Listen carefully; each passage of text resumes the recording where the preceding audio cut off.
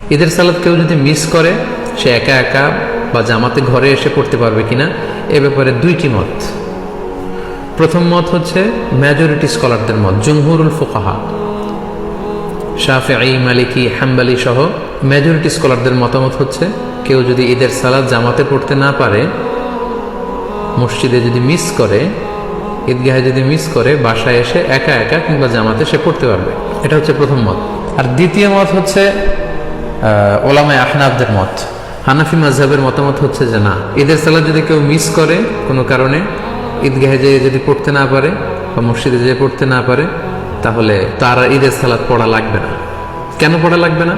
হানাফি মাযহাবের দলিল হচ্ছে ঈদের জামাতটা এটা একটা সামাজিক ইবাদত। জুমার সালাতের ক্ষেত্রে যে সমস্ত শর্ত, ঈদের সালাতের ক্ষেত্রে একই শর্ত, তাই এটা সামাজিকভাবে পড়তে হয়।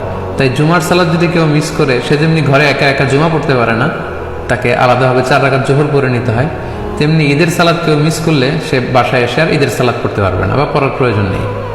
এটা হচ্ছে হানাফিদের যুক্তি।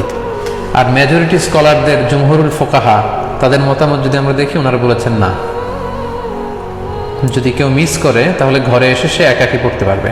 এটার ব্যাপারে একটা স্ট্রং এবং ভ্যালিড দলিল আছে, সেটা হচ্ছে সহিহ বুখারীতে একটি হাদিস এসেছে, আনাস রাদিয়াল্লাহু তাআলা আনহুর প্রসঙ্গ।